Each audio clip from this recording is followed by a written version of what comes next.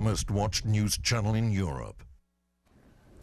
Hi, I'm John Mallows. Welcome to this live edition of Connect with Me on the showroom floor at Ventura TV on this day. Today it's the world of sports. We're talking about water skiers, but not just any water skiers. You'll want to stay tuned for that. 436 Me TV, option 11.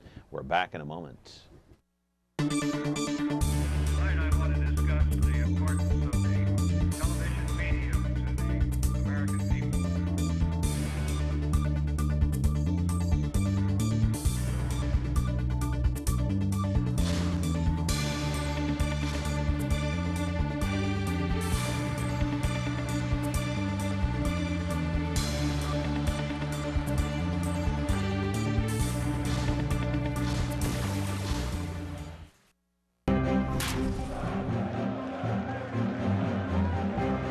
And welcome back to the program here on Connect with Me on the showroom floor at Ventura TV on this Wednesday. It is the World of Sports Day, and of course you're watching us on Comcast 187, 43.6, and now 13.1.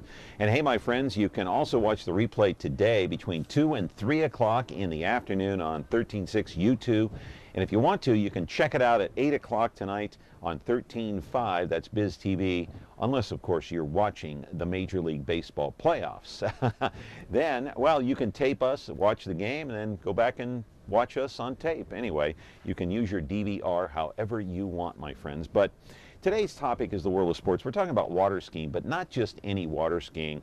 And I think the best way to set this up is to talk a little bit about the Major League Baseball playoffs and make it kind of a comparison, because as you well know, if you follow baseball, the best teams are not in the postseason right now. And I say that because the Dodgers are out. They supposedly were the best team in the National League. The California Angels, or Los Angeles Angels, had the best record in baseball. They are out. It really boils down to this. What team or what players have the most drive and determination? And that's the focus of our program today.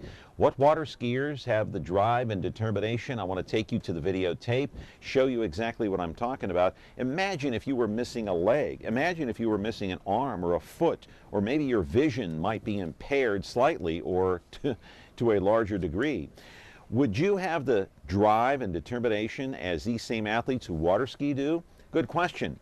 Well, these water skiers have something special going on inside of them. Not sure I can put my finger on it, or anybody can. They are competing in some cases all over the world in certain tournaments with all sorts of physical disabilities, if you will, or special needs, whether it be a missing leg, an arm, maybe an eyesight impairment. The story is they're not making excuses. They're out there competing.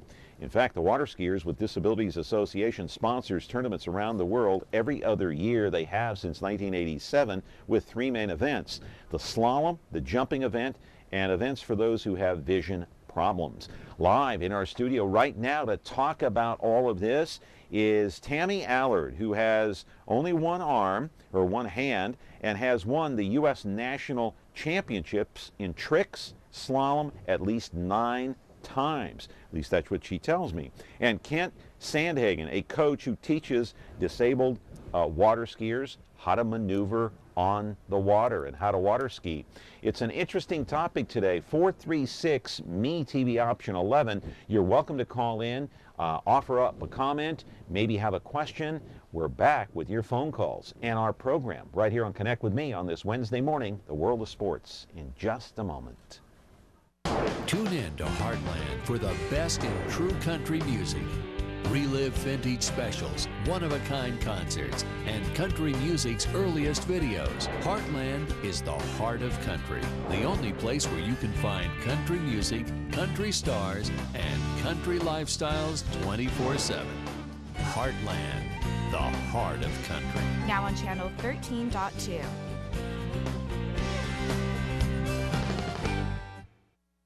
Considering solar? Whether you're ready to buy now or just exploring your options, the consultants at Solar Negotiators are here to help you.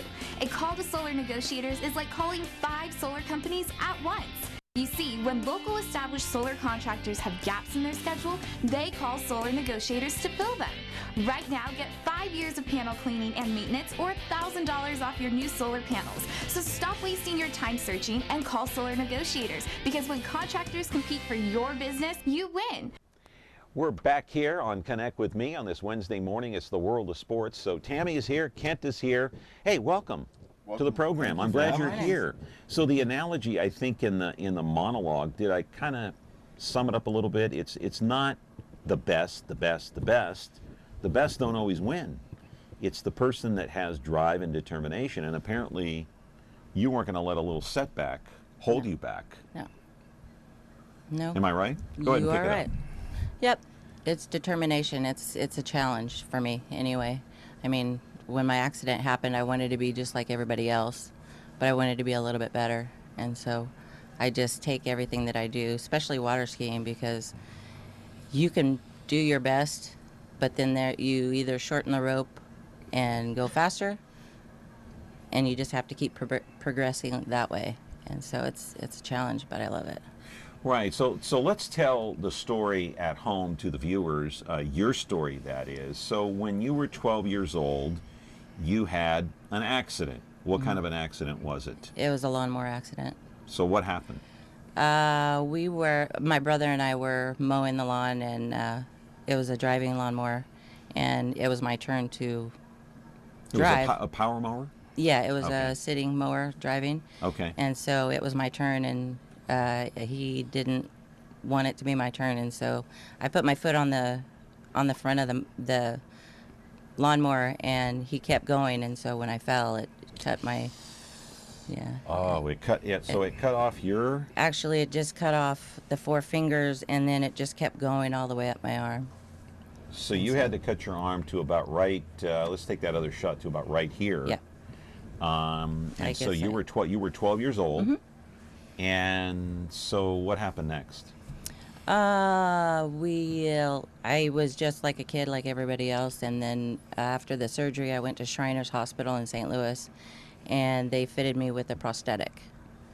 And so I had to learn how to use that, and I had to learn how to do everything over. I mean, I was right-handed before, and so I had to learn how to do everything with the left hand. Really? Yeah, and so it was tough. So you write left-handed now? Mm-hmm. I write like How long did it take you to learn that?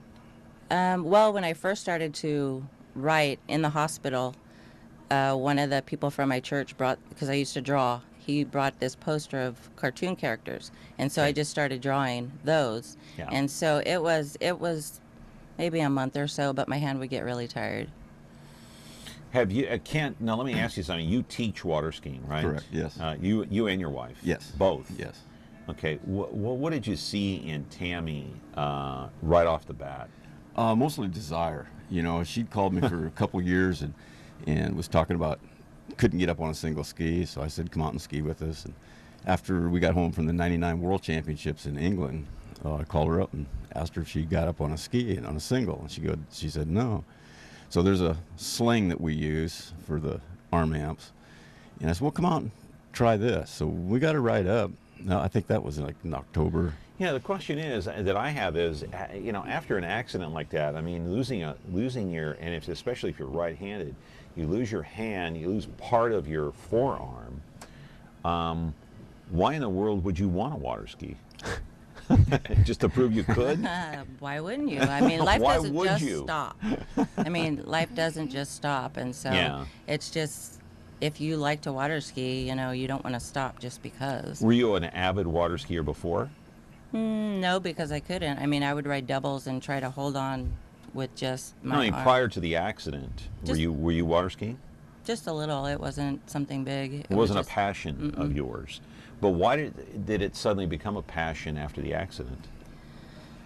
Well, my friends at the time had a boat, and so I could only do so much. I could only do doubles and like a knee board. I wanted to slalom ski like everybody else. Yeah. And then when Kent said that I could, if he showed me how and with the equipment, I could be slalom skiing, I was like, no way. And so when we went out and skied, I wanted to get around those buoys. I had to. It was like, I got one ball. I got to get two. Yeah. And it's just a drive. The worst day at the lake is better than a good day at work. And so it's just like even if you have a bad day at skiing, you're like, I can do it tomorrow. Tomorrow, all I got to do is this. and you just keep it just something that you want. It's just there's a huge difference between recreational water skiing and competitive water skiing. What's that difference? Well, and it's not for everybody. You know, some people are satisfied and complete out recreational water skiing. You think you did a really good couple of turns out on the lake, and oh man, that was really great. But on a slalom course, we have 6 buoys, entrance gate and an exit gate. It's real easy to know today if you ran one more buoy today than what you did yesterday, because you know what the speed is and the line length and where you actually got to. So it's very competitive within yourself. It's more competitive against yourself than it is anybody else, even though that's the goal, is to go out there and beat them too. Mm-hmm. We're taking a look at some video right here. Where is this taking place? This is at Short Line Lake in Elk Grove, California. Okay. And it's right downtown. Nobody even knows this private lake is there.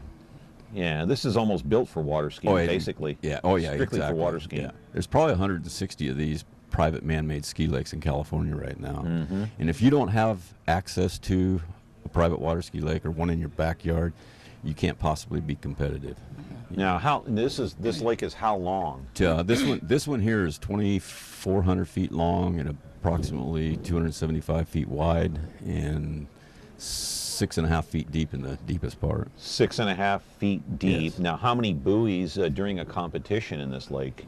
Well, there's 6 that sit right in the middle. There's 6 total in a competition. Yes. And so what the object is you get up to what your maximum boat speed for men's below 35 and all women's groups.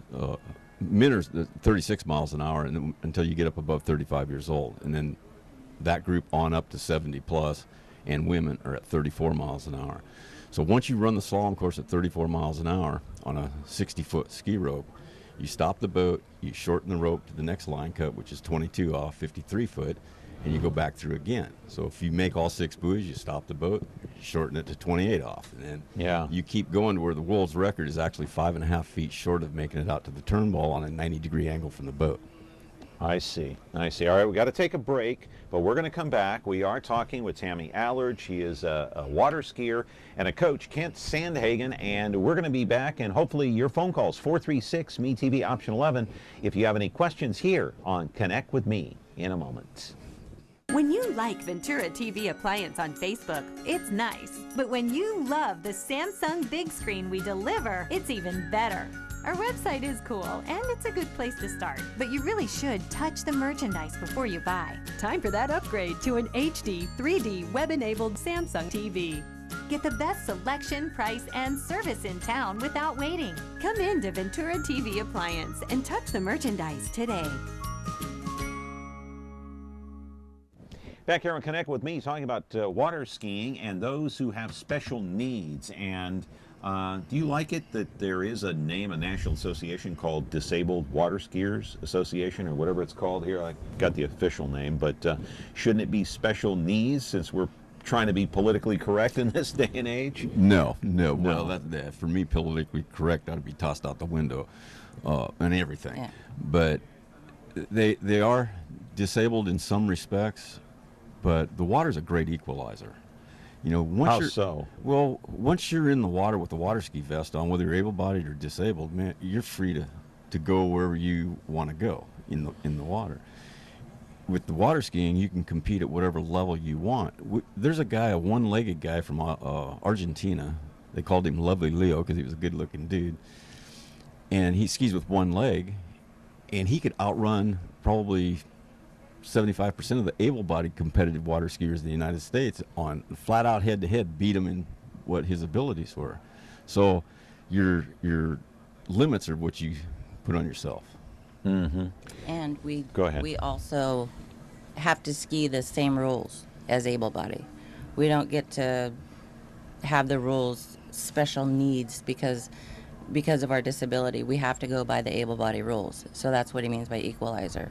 We're going by their rules, but we're doing it our way. So you're competing on the same level with the same rules as someone who is an able-bodied person. Yes. One of the young men that I coached since he was 18, Mark Turner, moved to Texas, him and his wife. He's the first disabled water skier to qualify to ski at the U.S. National Championships for able-bodied skiing. He competed in the Southern Regionals, and he jumps slalom tricks and jumps, and he qualified for overall. So that's a huge. Now you have your prosthetic here, right? I have, yeah, the equipment I use to The ski equipment with. that you use. Go ahead and get it there, Kent, and just reach down there and pull it up. Now, watch the microphones there.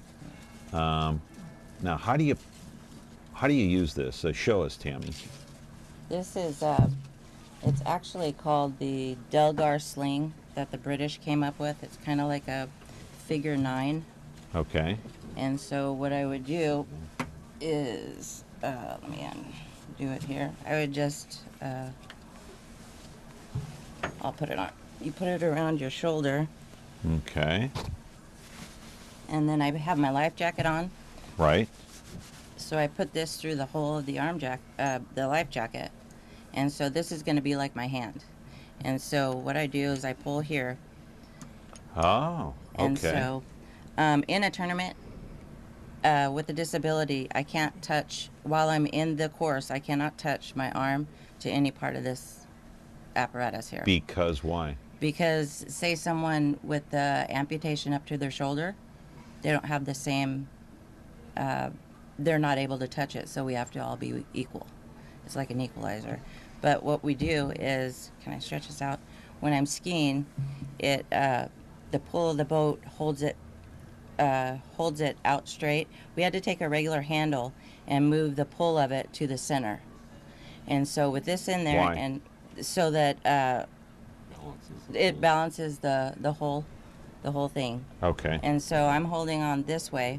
Now, if I fall, the boat keeps going and this pops out. Gotcha. Okay. And so this pulls me up out of the water, and I'm able to hold on with everything. I usually ski with my hand up, so it's like that. Okay. But I've had this pin hit me a few times in the head, but You have. That's what's wrong with it. yeah, Yeah, exactly. But I have a spring that I have on my jacket that pulls. Is it this down. a specially made device for you? Yes. It's custom made? It's made for arm amps. And Okay. this was designed by a guy out of England years ago, probably, 20 years ago now, 15, Yeah. 20 years ago. Right. And what it does is it just equalizes the pull. Trying to ski with just one hand is really tough, where this gives you the pull and helps keep your body in position. Right. And Okay. We've got some videotape here of some water skiers. And Kent, maybe you can explain, because you teach the water skiing. And I just want to tell the story just for a little bit as we're watching some of this video here. You and your wife back about 20 years ago, you leased some kind of a fish farm near Los Banos. Yes. And then somehow you converted one of these ponds into like a water ski area. Well, how did that happen? How did you go from a fish pond to a water skiing basin, so to speak? Well, like I say, all these ponds are basically the same length and width and depth, 2,000 feet by 250 feet wide. And this pond just happened to be that distance. It was only 1.5 feet deep at one end, so we excavated about a third of the lake, dropped it down to 3.5 feet. We took that dirt and built 2 islands, one at each end. So when the boat turns around, it stops the boat wakes from coming back down through the ski lake. So every time you go down and turn around, you got perfect conditions again. And it was an excellent place to train at. Yeah. Why did you want to do that, though? Why did you want to turn a fish farm into a water skiing area? For what purpose? Well, basically for my own skiing access. And because you had a fix for water skiing. Yeah, I've had a passion for skiing for forever, since I was a little kid. And then as we learned about the competitive water skiing, I found that in 1978, and it's just like, wow, this is great. And then we went and competed at a tournament in Bakersfield, and it was at a private lake, and I spotted that, and I said, I got to have one of these. And so we worked towards that.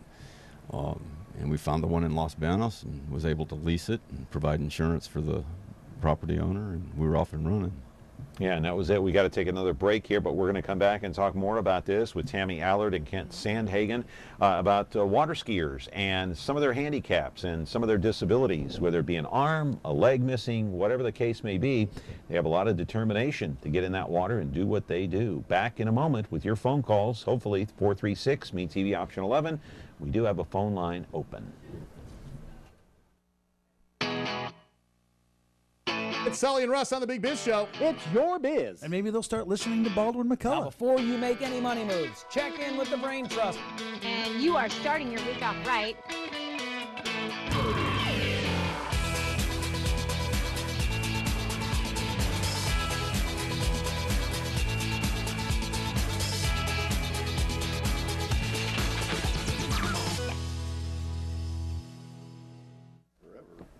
Back here on the show, connect with me, 436 Me TV option 11. And, you know, the topic today is a very interesting one. So Kent, teaching water skiers, those who have some type of disability, how do they handle it? How do you find their attitude, their passion?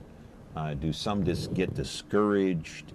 What's their overall demeanor once you try to, you know, when you first come in contact with these people? Well, we've had the fortunate ability to work with some really top end athletes, and then we've also had clinics where we're out there with very beginner skiers, and they're no different than the able-bodied skiers. Are they a little more gun shy? No. They're not. No. You're not, are you, Tammy? Not at all. You know, it's like anything else. It depends on when their injuries were. Sometimes at first they're a little bit hesitant to do stuff, but as time goes on and they're more comfortable with what they have to deal with, they're like, whatever, dude, just get me out there and beat me up. Yeah. And why are you not gun shy, or were you ever gun shy in the beginning? No, Why? I was just a tomboy when I was a kid, and so that right? I was riding bicycles, BMX, and I played football with the boys and stuff like that. Caller, you're on the air. Go ahead. Yes, I was watching your water skiing show. My question for your guest, why not just do it with one hand? Why have to have a complicated harness and all of that? Can't she just compete I've seen plenty of hot doggers using one hand, using one leg, doing turns and stuff with one arm. Is this a regulation thing for you to compete, that you have to use a harness like that, or could you compete with just using a single hand?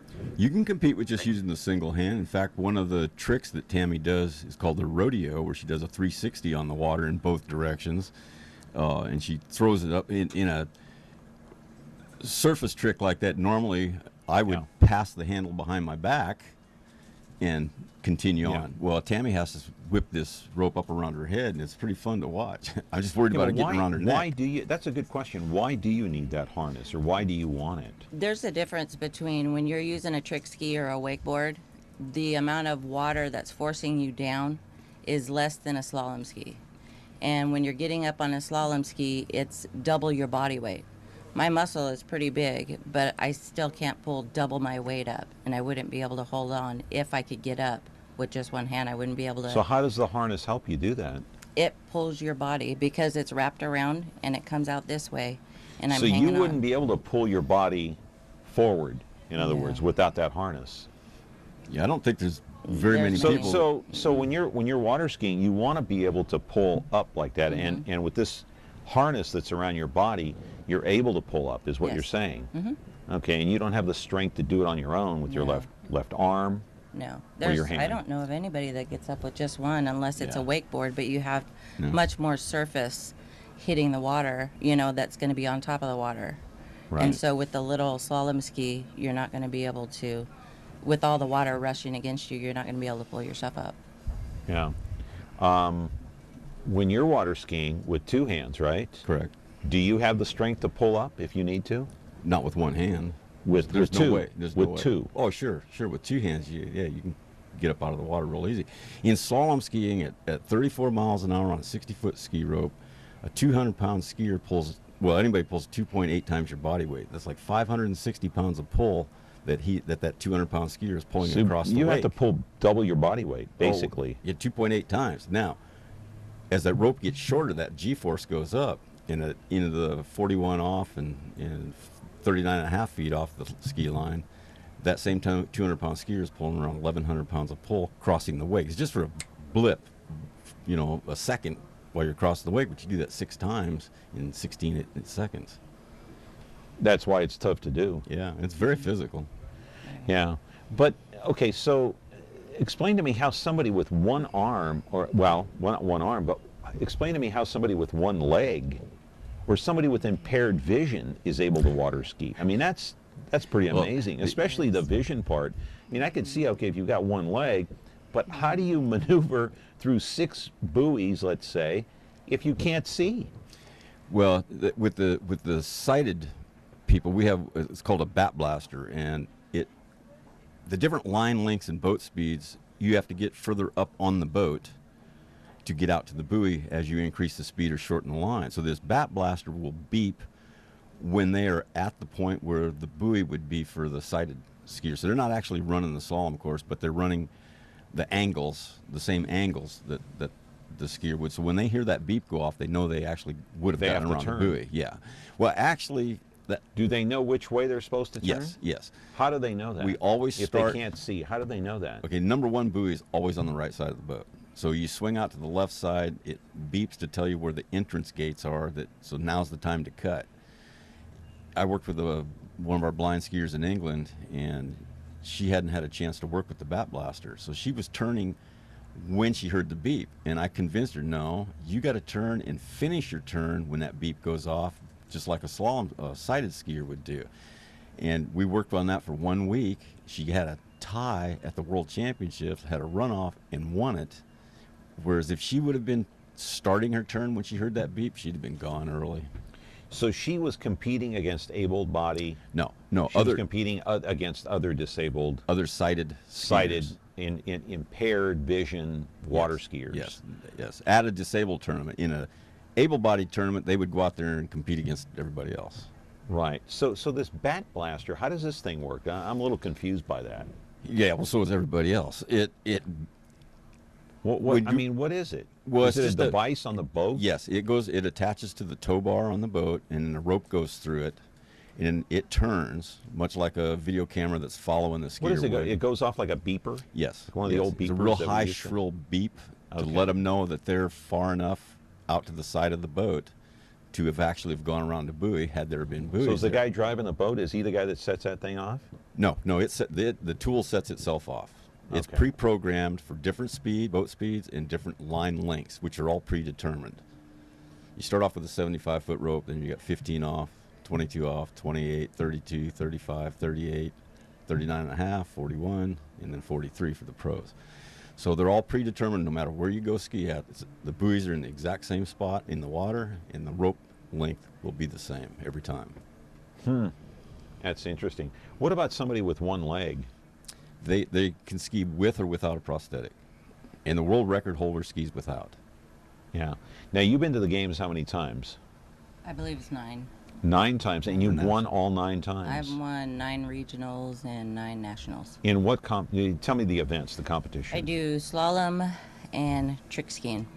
Okay. When you say trick skiing, what kind of tricks do you do? Well, it's I usually start out with like a side slide where my wakeboard is a little bit thinner than normal wakeboards, and so it is in the category of a trick ski.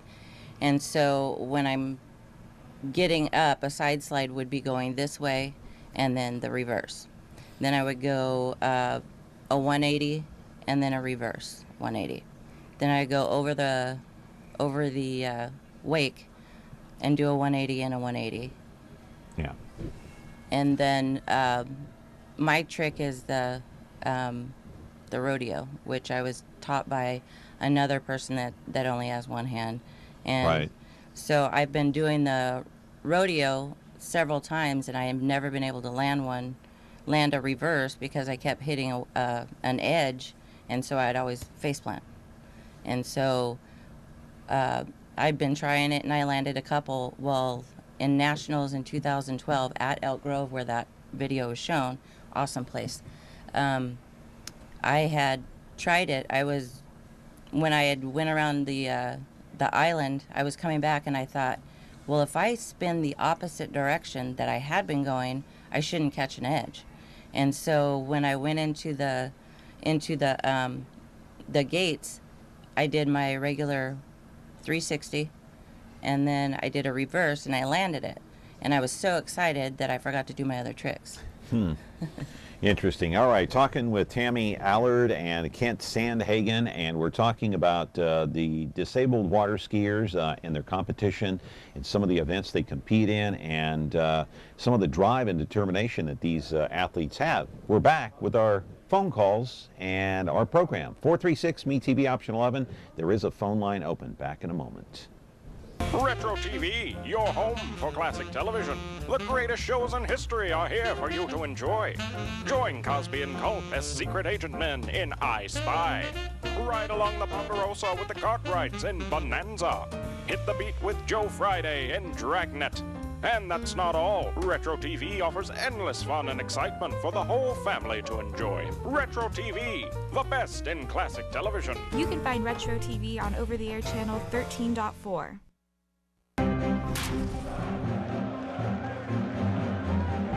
We're back here on the program, 436-ME-TV option 11. A phone line is open, talking with Tammy Allard and Kent Sandhagen. And we have a series of still photos of some of the equipment, and we'll go through these slowly, individually. And what's this right here? What are we looking at? Tammy, go ahead. Why don't you go ahead and pick it up? That would be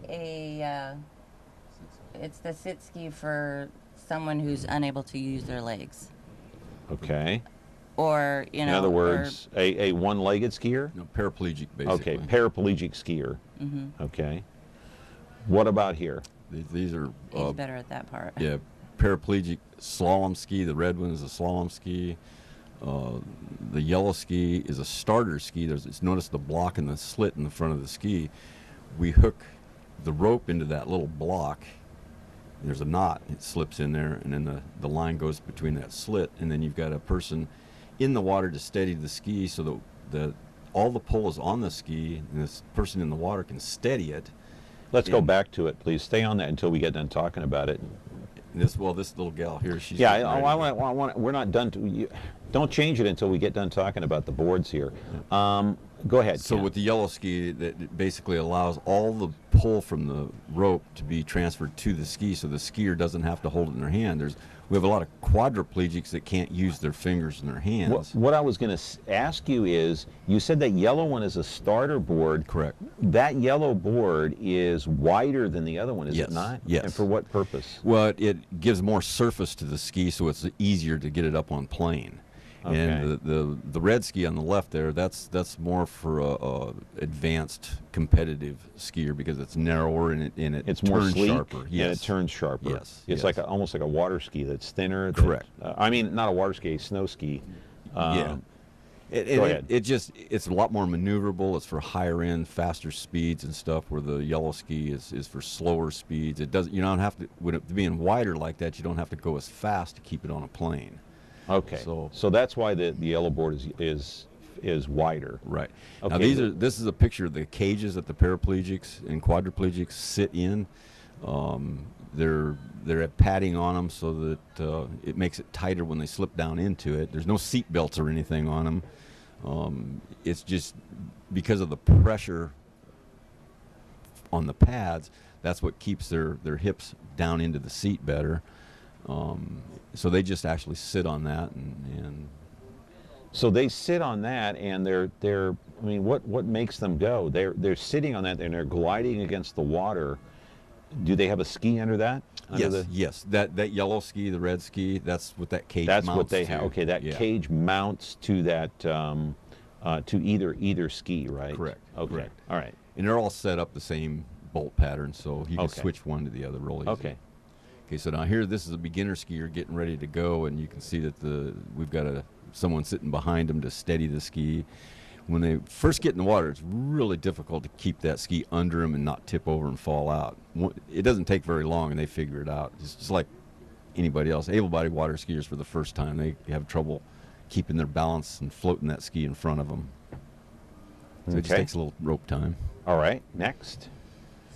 Go ahead. This is great. Okay.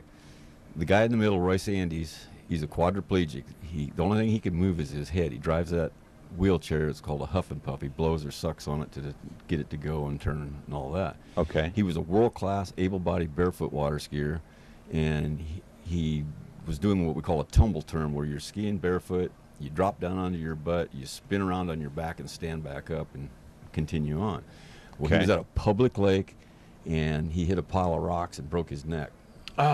So out of his love of water skiing, he sat there with a pencil and a computer in his mouth, or a pencil in his mouth and a computer on the table actually, and was poking it and designed a water ski so that he could actually ski again.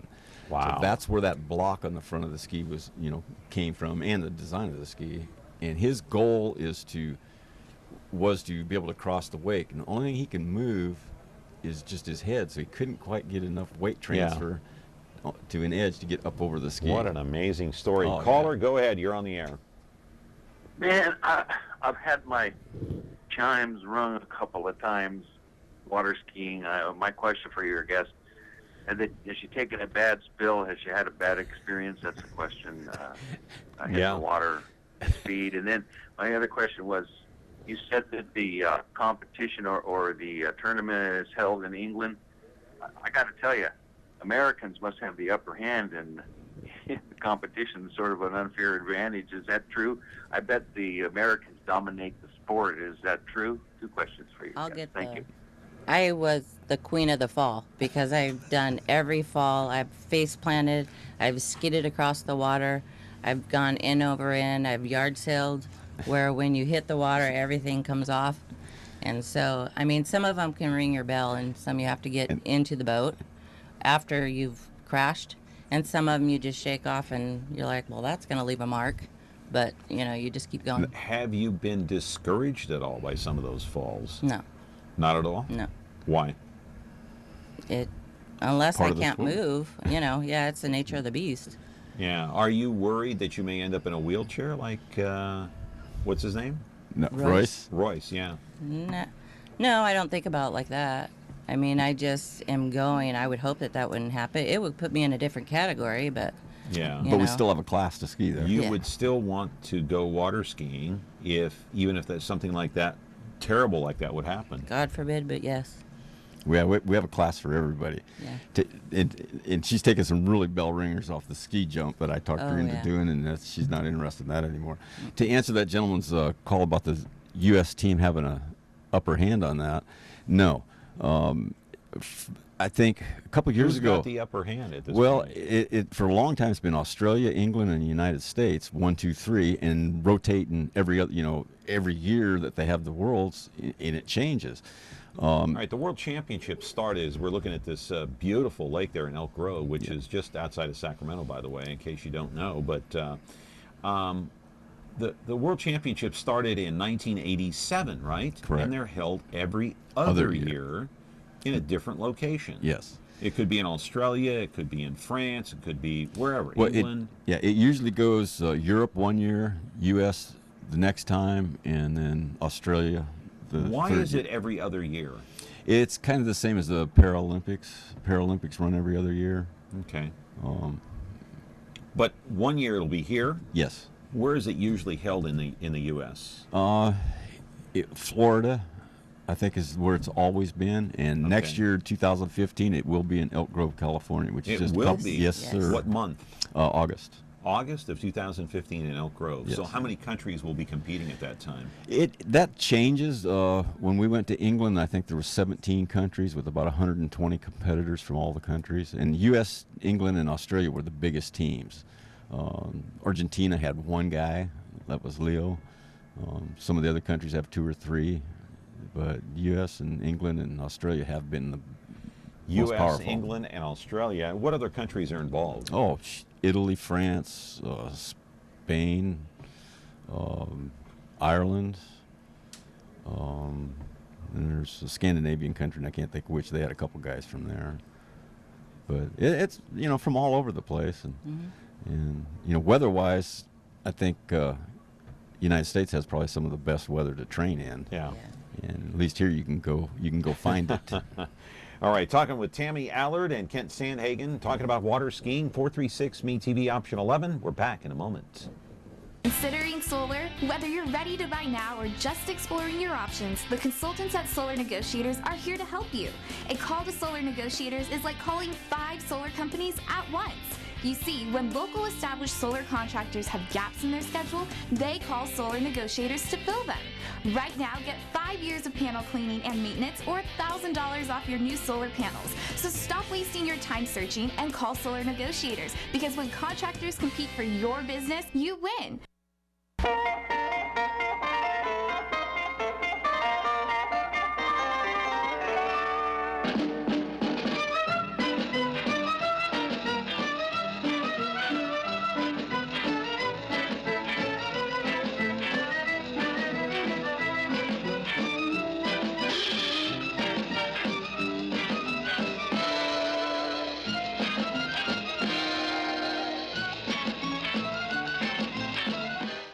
Hey, back here on the program on Connect with Me, 436-ME-TV option 11. We do have a phone line open if you want to call in, and we're talking with Tammy Allard and Kent Sandhagen. And so next year in Elk Grove, hey, it's in your own backyard, almost, not quite. Well, it's like a 3-hour drive there, but still, you're going to compete or no? No, I was injured this year. What happened? I tore a tendon in my elbow. And so that's nothing compared to what happened here. I have to be able to hang on to this, and you got to remember I can't mess this one up, or I'll really be disabled. Then you can't do anything. Yeah, and so you have to be able to compete in the worlds. You have to be picked for the team, and because I wasn't able to ski this year, I didn't get picked for the team. So is there an age limit on these world championships? I mean, are you limited by age? No. Or so no age discrimination, huh? No. So give me an example of, say, the oldest person competing. George? No, probably Mark Heifja. He's my age, so in '99. You're 29 though. Yeah, right. Again, in 1999, he was 59 years old, and or no, 49 years old, and he's a blind skier. Wow. But he was the current world record holder, I think, in slalom, trick, and jump, all 3. So what makes these athletes different than, say, an athlete who has no disabilities, no handicap, no special needs? What makes them different than the next skier? There is no difference. Well, there has to be some. No. There has to be a competitive athlete is competitive from their backbone all the way But through. I'm talking about being realistic, because there's certain things that you can and can't do compared to the person that has all of their, I want to say all of their faculties, all of their equipment. Okay, you understand what I'm saying? Yeah. There's a little bit difference in the level of skiing. In open men, they're skiing 5.5 feet short, making it out to the buoy. Where in the disabled world, they're skiing on a 60-foot ski rope, so it's quite a bit longer. I say this because my daughter is partially physically disabled. She has some drawbacks and she has some special needs, but I see her desire to be like the rest of the gang is unmatched. So that's why I asked the question. You must have some of that same inner desire that my daughter has. Mm-hmm. I mean, I've always... Am I right about that? Yeah. I mean, I'm trying to pin this down. Yeah, I mean, if I'm taking you correctly, you just want to be like everybody else. Yeah. And so you just have to work a little bit harder, which it takes a while. But see, I don't know if I agree with that statement. You want to be like, you are like everybody else. It's just that you have some physical shortcomings. Okay, fine. That doesn't mean you're not like anyone else. You can't compete with them if you're not going to try extra hard. So you think you have to try harder? We do have to work harder. Okay, maybe that's what I was getting at. If you take a look at just 2 able-bodied basketball players, one's 7 foot tall and one's 5'6", they're playing the same game. can you say that that guy that's 5'6" isn't quite as good as that guy that's 7 foot tall? I mean, he's still playing in the NBA. You know, right? I forget there was a Spud Webb. Yeah. That's the guy. Mm-hmm. That guy was awesome. He did not let his size hinder his ability. Didn't, but he was at a disadvantage. Yes. So when you're at a disadvantage, knowing that going in, does it waver in terms of desire? You just go with it. You go with the flow. You just go with it. You don't think about it. Not much. Okay. Caller, you're on the air. Go ahead. Well, you were on the air. Yeah. So you have. Yeah, go ahead. There was like when we're skiing, there is one thing that I have to try harder for sure is because I'm missing one arm, I can't. When he's saying that able-bodied skiers are 5 feet or shorter than the buoy, they have to be able to extend. I can't obviously extend my body to make it to the buoy. Okay. So I have to figure out ways to get my body to extend and move in different directions. So that is, I mean, it's something that is a disadvantage because, you know, you want to be able to be like everybody else, but you do have to work a little bit harder. Yeah, but I'm just wondering if that disadvantage you're behind the 8 ball to start with, if that dampens your desire at all. No. I mean, either you have it or you don't. Have what? Either you have the desire to do it or not. I mean, because, and it depends on, maybe it's something like basketball or something or whatever, but I mean, you have to have the desire in your heart to want to do it. It can't, like, I'm not going to try, I've never been good at basketball. And I mean, I wouldn't try as hard, but water skiing is, I love the smell of neoprene in the morning. Yeah. You just keep going. Yeah. I guess we got to take a break. No, we don't have to take a break. Let's roll another piece of videotape, and we've seen this before, but I want to roll it again and ask you a question about who has the most heart and desire out of all these athletes, Kent? Would it be the person with the missing leg, the missing arm, maybe the quadriplegic? Who's got the most desire to compete? You know, that's I don't know, that I can't really answer that because each but you've skier seen is hundreds different. Of these athletes. but I've seen that desire in you know, blind, pairs, quads, amps, you name it. You know, we got Joe Reyes from Alabama, and he's a very small man. He'd been in a wheelchair for, I don't know, 35 years. I asked him at the one time, I said, Joe, were you a good athlete before you got injured? He goes, nope. He said, I was 5'6" and 100 pounds. I couldn't play any sports. But since he's been in a wheelchair, he's been on 5 different athletic U.S. teams and won gold medals in all 5 sports: water skiing, snow skiing, basketball, tennis, and track, I think. The guy's just awesome. And his wife's a paraplegic. And after the Worlds in Australia, they went scuba diving for 2 weeks. Just the 2 of them. Yeah, amazing. Got to take a break here on Connect with Me, talking with Tammy Allard and Kent Sandhagen. We got a few minutes left, about 8-10 minutes left here. 436 MeTV option 11. Hey, we're back with our program in a moment.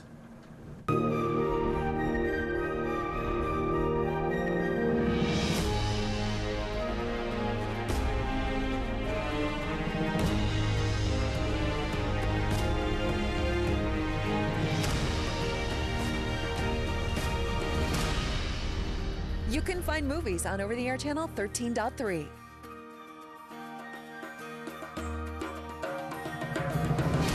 Movies. Our name says it all. Back here on the program on Connect with Me, 436 MeTV option 11. So someone who is handicapped, let's say, okay, is missing arm, missing leg. How do you get somebody started into a sport like this? Water skiing, of all things. I could see maybe playing other types of sports, maybe, I don't know, running, but water skiing seems a little more out there.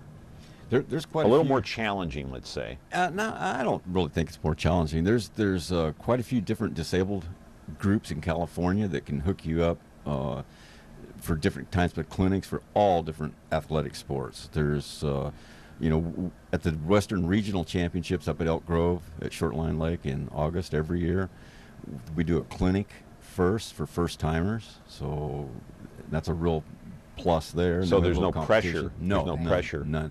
And, you know, there was a water ski club here in the Clovis area, I believe, that I saw on, I think on your TV program, that on the news, that they did a water ski clinic here someplace. There's quite a few private man-made ski ponds here in this area too. Yeah, yeah. So, but how does somebody if they get the information, how do they make that first step?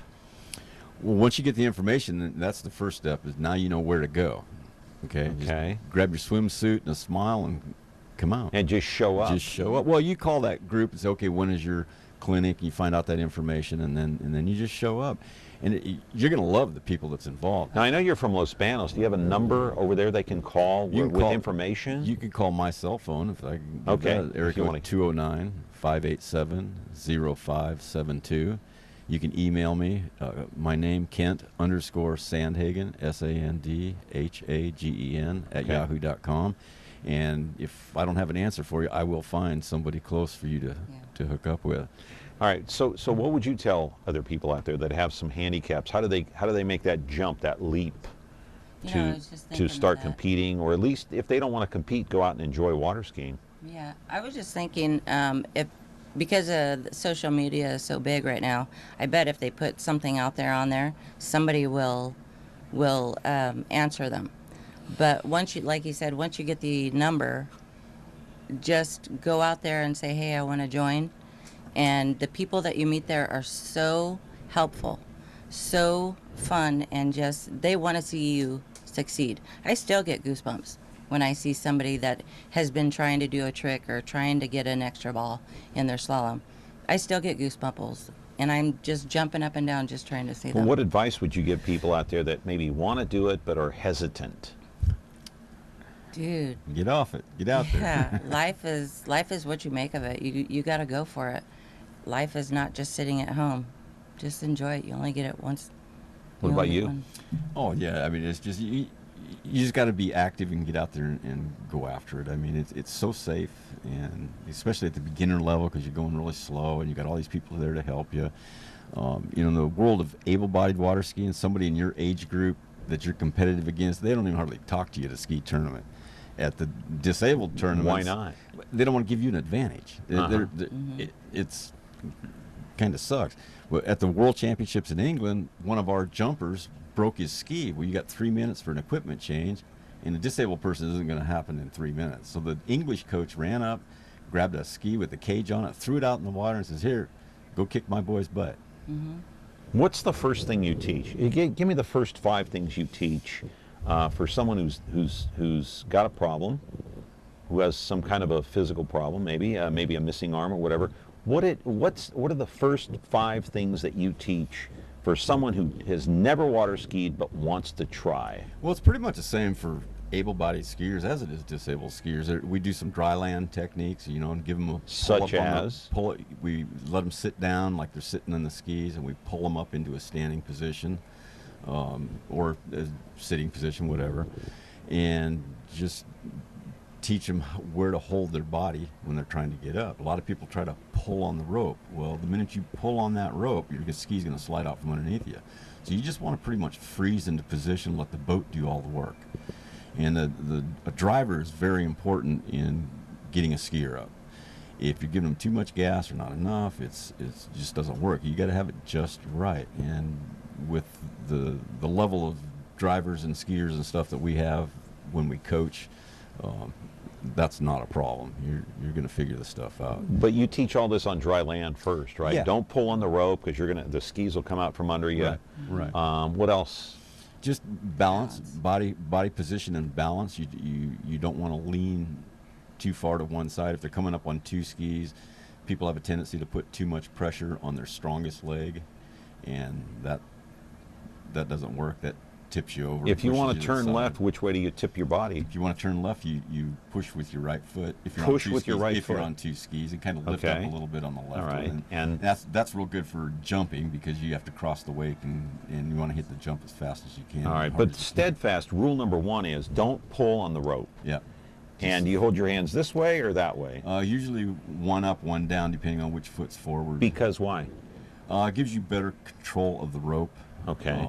I use a kind of a weird handle where both my hands are down, but it's a different kind of a handle. Not many people are using. Yeah, and I would imagine that any skier, whether it's able-bodied or not, the first thing they do learn when they get in that water is if they do pull on the rope, I'll bet they pull it once and they find out quick, hey, don't do that again, right? Right. But locking that memory in and not doing it, you know, I've got a kid right now that I'm coaching that he does the same thing over and over and over, and it's like, dude, come on.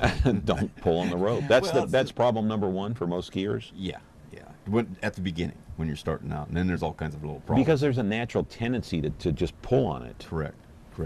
The closer you get the handle to your body, which as you pull it in a curling position, it tends to rise.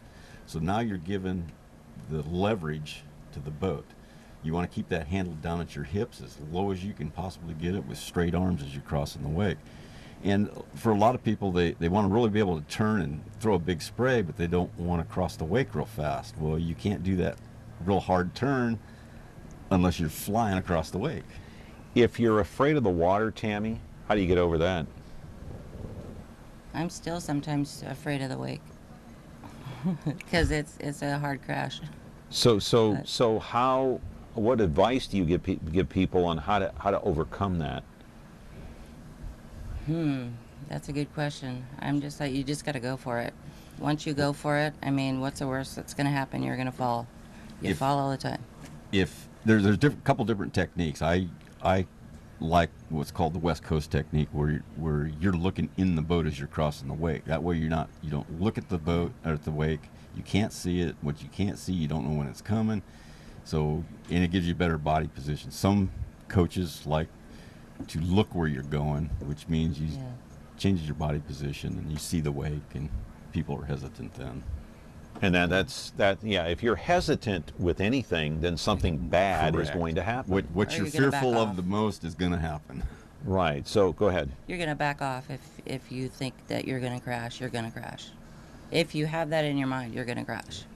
Yeah. Yeah. All right. Give out a website if you can. Do you know some websites that people can go to that can do a little research about this and maybe find out more about the disabled water skiing? Yeah. usawaterski.org is the best website. That's the governing body for all water skiing activities in the United States.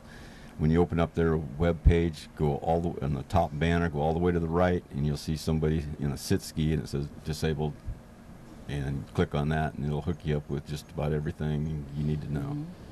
Yeah, and go ahead again. Or you can email me too. Or your email is Kent_Sandhagen@yahoo.com. Okay, and I appreciate you coming on the program very much. We appreciate you having us. Maybe come back again. So next year, the World Championships, or yes, and my wife just told me it's September. It's not August. It's in August, September. It's September. It's it's hotter in August. Why not have it in August?